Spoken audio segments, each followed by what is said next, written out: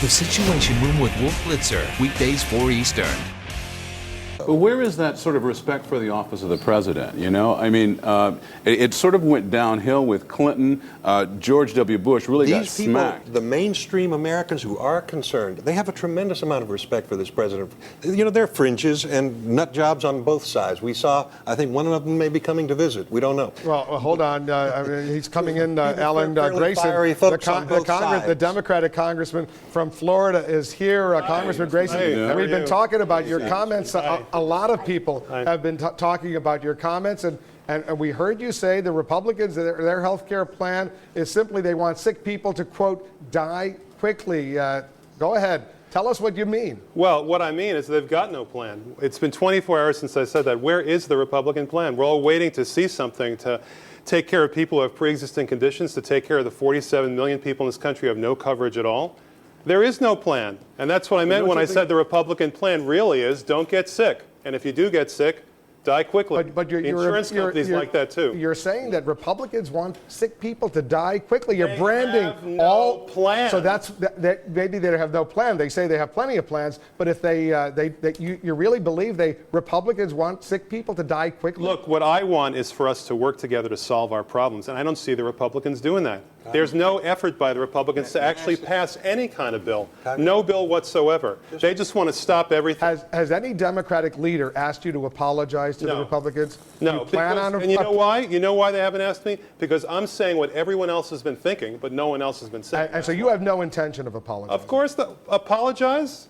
I'm not the one who should be apologizing. They should apologize to America. Wasn't it over the top, though? I mean, do you at least admit that? Well, look, I'm 6'4", so it takes a lot to be over my top.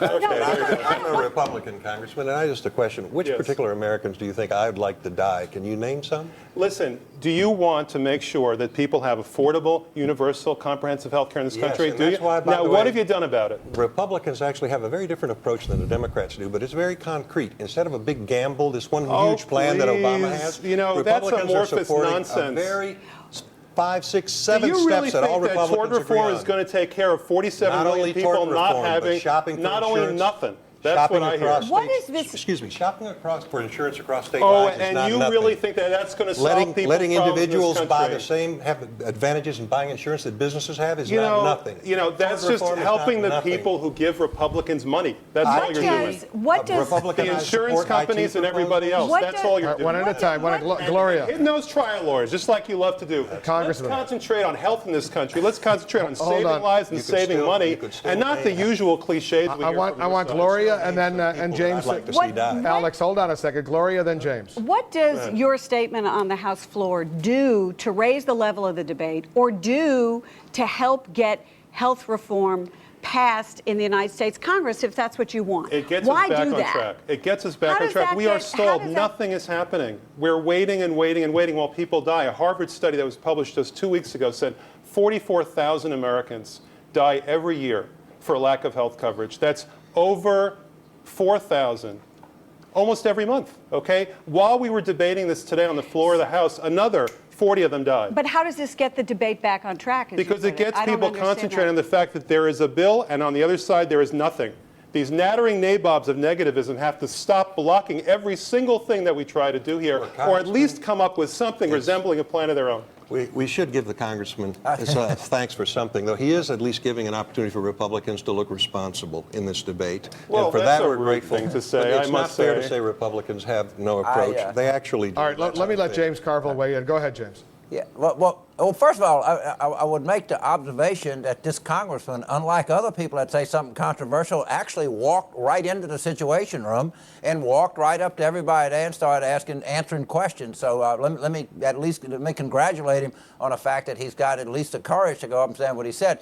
Congressman, you said that. Can you name anything, Alex, anything that the Republicans have that would deal with the problem of people with pre-existing conditions that can't get coverage? Republicans support that. Can you think of anything that they've By the way, done? the insurance industry supports that. If President Obama put that on the table, if he put tort reform, if he put portability, if he put shopping across state lines, he could put together a package right now. Republicans would stand with him 100%. He could get bipartisan support. Republicans do support fantasy. those states. You are finally. I think I was asking not to. You are paying the price for. I think I was doing asking the nothing to help congressman the people question, month but that's after month. okay. Congressman, Well, go James, ahead. let me tell you this. You, among all people, stand for a principle, and that principle is Democrats have to have guts.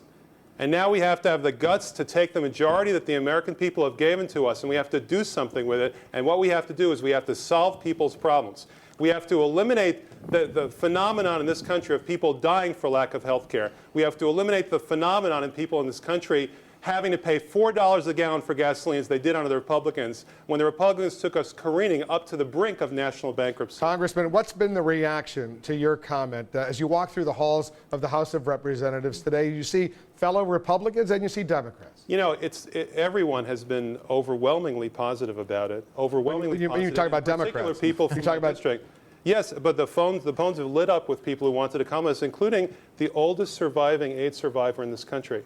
He called me and he said, "Thank you, God bless you. God bless you for fighting for health care and for fighting for survival." The Republicans are sort of comparing you to the Joe Wilson situation, the congressman. It's not the same. Well, how is it not the same? Because I didn't insult the president in front of 40 million people. But you did insult Republicans. Every Republican. No, what the Republicans have been doing is an insult to America. They've been dragging their feet. These are foot-dragging, knuckle-dragging Neanderthals who think they can dictate policy to America by being stubborn. And I think the time is over. We had an election.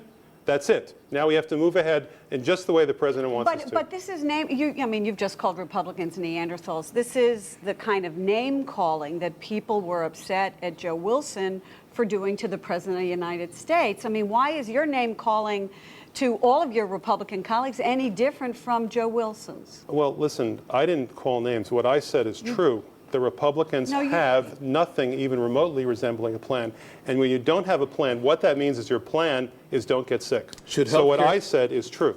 What Joe Wilson said, on the other hand, is false. Should health care be a food fight, though? Or should it be sort of a thoughtful conversation about important ideas? Listen, I'm new to this, okay? I've only been in Congress now for barely 8 months. And I wish when I came to Congress I saw some thoughtful opposition from the other side. But instead, all they do is drag their heels day after day. So when you accuse Republicans of being Neanderthals, you're talking about John Boehner, the Republican leader, Eric Kent. Are you talking about the leadership of the Republican Party in the House of Representatives? Whoever it is causing the Republicans to fight tooth and nail against anything, absolutely anything, to have every vote come down to being 257 to 175 in the House, over and